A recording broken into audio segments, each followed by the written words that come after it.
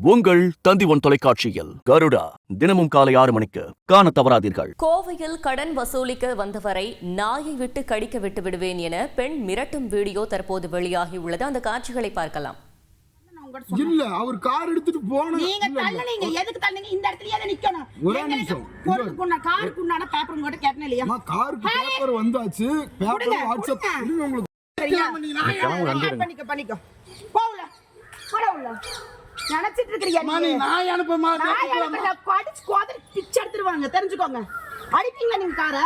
ஏங்க காரை யாருங்க அடிச்சா? ஏங்க காரை எடுத்துட்டு நீ நாயை மட்டும் கூப்பிடுமா? உள்ள போய் பூட்டிக்கலாமா? இது பற்றிய விவரங்களை செய்தியாளர் கார்த்திக் வழங்கிட கேட்கலாம். கார்த்திக் வணக்கம். இந்த சம்பவம் தொடர்பான முழு விவரங்கள். வணக்கம். கோவை வெள்ளூர் பகுதியைச் சேர்ந்த மணிகண்டன் தர்ஷனா தம்பதியினர் தனியார் நிதி நிறுவனத்திடம் 6 லட்சத்துக்கான ஒரு கார் வாங்குவதற்கான நிதியை பெற்றிருக்காங்க. அது முதல் கட்டமாக ஒரு 20 மாதங்கள் அந்த தவணையை கட்டியிருப்பதாகவும் அதன் பின்பு அந்த தவணையை கட்டவில்லை.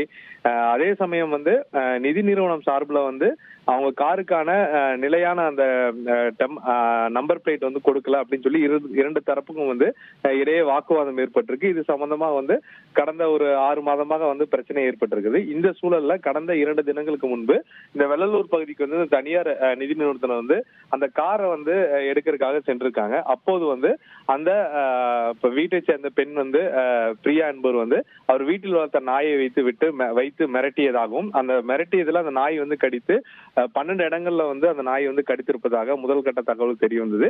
இதனை அடுத்து போலீசாரிடம் போத்தனூர் காவல் நிலையத்துல அந்த நிதி நிறுவனத்தினர் புகார் அளிச்சாங்க. அந்த இவங்க கொடுத்த வீடியோ மற்றும் அந்த நாய் கடித்ததுக்கான அடையாளங்களை அனைத்தையும் வைத்து புகார் கொடுக்கும் போது அந்த பிரியாவை கைது செய்து போலீசார் சிறையில் அடைச்சிருக்காங்க. இந்த சூழல்ல அந்த பெண் அவர் வீட்டில் வந்த நாயை வச்சு மிரட்டக்கூடிய வீடியோ வெளியாகி இருக்கு. தொடர்ந்து இது தொடர்பாக போலீசாரும் விசாரணை நடத்திட்டு இருக்காங்க. தற்போது இந்த வீடியோ சமூக வலைதளங்களை வேகமா பரவிட்டு வருகிறது. நன்றி கார்த்திக். உங்கள் தந்தி1 தொலைக்காட்சியில் கருடா தினமும் காலை 6 மணிக்கு காண தவறாதீர்கள்.